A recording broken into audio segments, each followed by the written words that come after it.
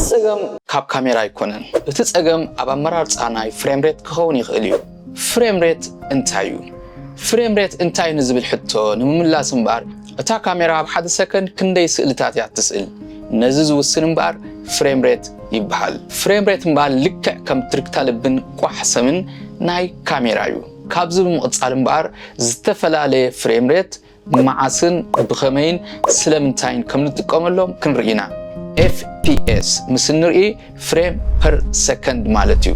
24 ፍሬም ፐር ሰከንድ ምስ ንመርጽ ድማ እታ ካሜራ ኣብ 1 ሰከንድ 24 ስእሊ ትስእለልና ማለት እዩ 24 ፍሬም ፐር ሰከንድ እምበር ናይ ፊልም ስታንዳርድ እዩ 24 ፍሬም ፐር ሰከንድ እምበር ሲኔማቲክ ኤንድ ድራማቲክ ፊሊንግ ስለዘለዎ ኢሞሽን ስለዝፈጥረልና ዝበዝሕ ግዜ ንፊልምታት ድራማታት ከምኡውን ሚውዚክ ቪዲዮ ክሊፕ ኣብ እንሰርሓሉ ከምኡውን እቲ ድራማቲክ ወይ ድማ ሮማንቲክ ኣካል ናይ መርዓ ቪዲዮ ክንስእል ከለና ምስ እንጥቀመሉ ሓደ ብሉጽ ዝኾነ ቪዲዮ ክንሰርሕ ንኽእል ኢና ማለት እዩ ካብ ምቕጻል እምበር 30 ፍሬም ፐር ሰከንድ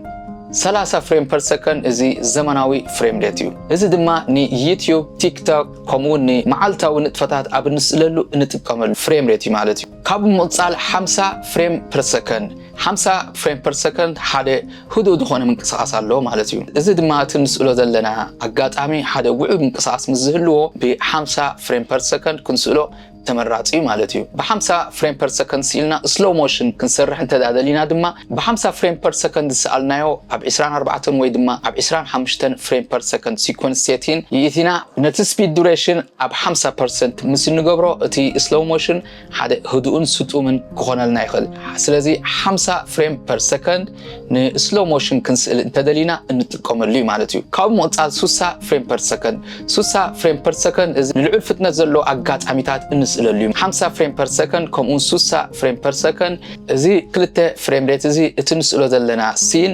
ንስሎው ሞሽን ምስ ንደልዮ እንጥቀመሉ ማለት እዩ 60 ፍሬም ፐር ሰከንድ ንሓደ ልዑል ምንቅስቓስ ዘለዎ ንስእለሉ ንኣብነት ጂምናዚየም ጌሚንግ ከምኡን ስፖርት ቢሃይንድ ደ ሲን ብ60 ፍሬም ፐር ሰከንድ ምስ ዝስእሎ ሓደ ህዱእ ዝኾነ ምንቅስቓስ ክበን ንኽእል ስለዚ 50 ፍሬም ፐር ሰከንድ 60 ፍሬም ፐር ሰከንድ 120 እዚ ስሎው ሞሽን ክንሰርሕ እንተዳደሊና እንጥቀመሉ ማለት እዩ በዚ ገባብ እዚ ዝተቐርጸ ቪድዮ ድማ ሓደ መሳጥን ሲኔማቲክ ኤንድ ድራማቲክ ፊሊንግ ደለዎ ይኸውን ማለት እዩ ስለዚ እቲ ንስእሎ ናይ መርዓታት ቪድዮ ሚውዚክ ቪድዮ ክሊፕ ፊልምታት እቲ ምስኡ ዝኸይድ ቁኑዕ ዝኾነ ፍሬም ሬት ክንመርጸሉ ኣገዳሲ ይኸውን ማለት እዩ ክሳብ መወዳእታ ስለተኸታተልኩምኒ ብልቢ የመስግን ሼር ላይክ ኮመንት ብምግባር ደገፍኩም ግለጹለይ